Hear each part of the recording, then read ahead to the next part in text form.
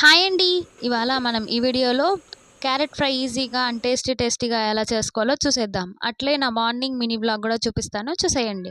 Welcome back to my channel ధనాస్ home harmony. ఎలా ఉన్నారండి? అందరూ బాగున్నారా? నేనైతే బాగున్నాను. మీరందరూ చాలా చాలా బాగుండాలని కోరుకుంటున్నాను. పొద్దున్నే లేచిన తర్వాత పూజ చేస్తే చాలా ప్రశాంతంగా అనిపిస్తుంది కదండి. మీకు ఎట్లా అనిపిస్తుంది? నాకైతే ఈరోజు మొత్తం హ్యాపీ ఫీలింగ్ ఉంటుంది. నేను లేచిన దగ్గర నుంచి వాకింగ్ చేస్తా అని చెప్తాను కదండి. ఇట్లా నేను 10,000 స్టెప్స్ నడవడం వల్ల పీసీఓడి ఉన్నా కూడా నేను ఈజీగా 16 కేజెస్ తగ్గిన. 4 నెలల్లో 16 కేజెస్ తగ్గిన అండి. అసలు సూపర్ హ్యాపీ నేను. అసలు ఈ ఫీలింగ్ చాలా హ్యాపీగా ఉంది.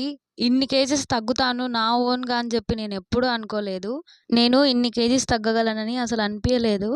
అసలు సూపర్ హ్యాపీగా ఉన్నా నేను. 16 కేజెస్ అంటే మాట్లాడి అసలు ఎంత బాగా అనిపించిందో, చాలా హ్యాపీగా అనిపించింది. నా వెయిట్ లాస్ జర్నీ మీకు కావాలంటే నాకు కామెంట్ చేయండి. నేను ఒక వీడియో తీసి మీకోసం అప్లోడ్ చేస్తాను. ఇప్పుడు మనం చిన్న చిన్న టిప్స్ తోటి ఈజీగా పర్ఫెక్ట్గా క్యారెట్ ఫ్రై టేస్టీగా ఎలా తయారు చేసుకోవాలో చూసేద్దాం. నేను ఇక్కడ 1/2 కిలో తీసుకున్నానండి. మీకు ఈ కొలతలు 1/2 కిలోకి సూపర్ టేస్ట్గా కుదురుతుంది. క్యారెట్ ఫ్రై రైస్, చపాతీ, రోటీ దేంట్లోకి కూడా పర్ఫెక్ట్గా సెట్ అవుతుందండి. క్యారెట్ తీసుకొని మంచిగా వాష్ చేసుకొని ఇక్కడ చూపిస్తున్నట్టు చిన్న చిన్న ముక్కల కింద క్యారెట్ని మొత్తం కూడా కట్ చేసి పక్కన పెట్టుకోవాలి. ప్యాన్ పెట్టుకొని ఆ ప్యాన్ కూడా హీట్ అయిన తర్వాత అందులోకి ఇప్పుడు 2 table spoons of oil add చేసుకోవాలి. ఆయిల్ కూడా యాడ్ చేసుకున్న తర్వాత ఆయిల్ బాగా హీట్ అయిన తర్వాత అందులోకి మనం నిలువుగా కట్ చేసుకున్న ఆనియన్ని యాడ్ చేసుకోవాలి. ఆనియన్ని యాడ్ చేసుకున్న తర్వాత ఇప్పుడు అందులోకి తాలింపు గింజలు యాడ్ చేసుకోవాలి. శనగపప్పు, మినప్పప్పు, జీలకర్ర ఇవన్నీ టేబుల్ స్పూన్ చొప్పున యాడ్ చేసేసుకోవాలి. వాటి తర్వాత 2-3 వరకు ఎండుమిరపకాయలు తుంచి వేసుకోవాలి. తర్వాత కరివేపాకు కూడా యాడ్ చేసుకోవాలి. నేను కరివేపాకు వేసిన క్లిప్ మిస్ అయింది, మీరు వేసేసేయండి. తర్వాత ఒక టేబుల్ స్పూన్ ఆఫ్ పసుపు కూడా యాడ్ చేయాలి. పసుపు కూడా యాడ్ చేసిన తర్వాత ఇప్పుడు ఒక 1/2 టేబుల్ స్పూన్ వరకు సాల్ట్ యాడ్ చేసుకోవాలి. సాల్ట్ యాడ్ చేసిన తర్వాత మనం కట్ చేసి పెట్టుకున్న క్యారెట్ ఉంది కదండి, ఇప్పుడు ఆ క్యారెట్ని ఇందులోకి యాడ్ చేసుకోవాలి. కట్ చేసి పెట్టుకున్న క్యారెట్ని కూడా ఇప్పుడు యాడ్ చేసుకొని ఒకసారి మొత్తం కింద నుంచి పై వరకు మొత్తం కలిదిప్పాలి. కలిదిప్పేసిన తర్వాత మీడియం ఫ్లేమ్లో పెట్టుకొని ఒక 5 నిమిషాల వరకు మూత పెట్టి మగ్గించుకోవాలి. 5 నిమిషాల తర్వాత మళ్ళీ ఒకసారి మూత తీసి మళ్ళీ ఒకసారి కలిదిప్పాలండి. కలిదిప్పిన తర్వాత మళ్ళీ ఒకసారి మూత పెట్టి మళ్ళీ ఒక 5 నిమిషాల వరకు మగ్గించుకోవాలి. ఇప్పుడు మళ్ళీ కొబ్బరి కారానికి రెడీ చేసుకోవాలండి. కొబ్బరి కారం వచ్చేసి నేను ఇక్కడ హాఫ్ కప్పు పచ్చి కొబ్బరి తీసుకుంటున్నాను. ఇట్లా పచ్చి కొబ్బరి వేయడం వల్ల ఒక రోజు వరకు నిలవ ఉంటుంది. టేస్ట్ కూడా చాలా అంటే చాలా బాగుంటుందండి ఎండు కొబ్బరి వేసిన దాంతో పోలిస్తే. పచ్చి కొబ్బరి తీసుకున్న తర్వాత ఒక 10 వరకు వెల్లుల్లి రెబ్బలు తీసుకోవాలి. తర్వాత 2 టేబుల్ స్పూన్స్ కారము ఇందులోకి యాడ్ చేసుకోవాలి.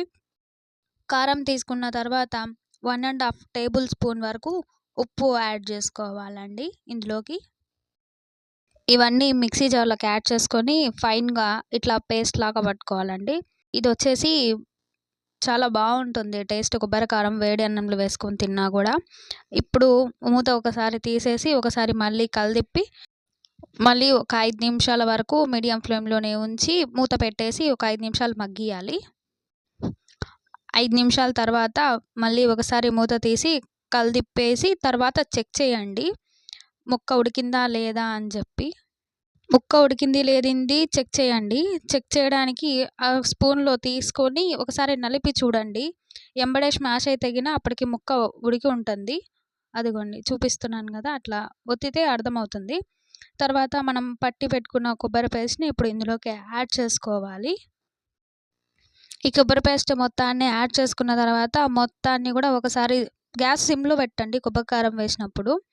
తర్వాత మొత్తాన్ని బాగా కలబెట్టండి. అది కొంచెం పేస్ట్ గట్టిగా ఉంటుంది కాబట్టి ఒక 2 నిమిషాలు కలబెడితే సరిపోతుంది. మొత్తం కలిసిన తర్వాత సిమ్లో ఉంచి ఒక 2 నిమిషాల వరకు మూత పెట్టేయండి. 2 నిమిషాల తర్వాత మూత తీసి మళ్ళీ ఒకసారి కలబెట్టి చూడండి. అప్పటికి బాగా మనం వేసిన కొబ్బరి పేస్ట్ కూడా మగ్గి ఉంటుంది. అంతే అండి, ఈజీగా సింపుల్గా టేస్టీగా క్యారెట్ ఫ్రై రెడీ. దీన్ని రైస్, చపాతీ, రోటీ దేంట్లోకైనా వాడుకోవచ్చు. సైడ్ డిష్గా పప్పు, చారు, పచ్చడి దేంట్లోకైనా కూడా చాలా బాగుంటుందండి. టేస్ట్ చాలా బాగుంటుంది. మీరు కూడా ఒకసారి ఇలా ట్రై చేసి చూడండి. నా వీడియో మీకు ఎట్లా అనిపించిందో నాకొక కామెంట్ చేయండి. నా వీడియో నచ్చితే లైక్ చేయండి. ఈ video me friends and family మెంబర్స్‌కి షేర్ చేయండి. అండ్ మర్చిపోకుండా నా ఛానల్‌ని సబ్స్క్రైబ్ చేసుకోండి. పక్కనే ఉన్న బెల్ ఐకాన్‌ని క్లిక్ చేయండి. Thank you for watching.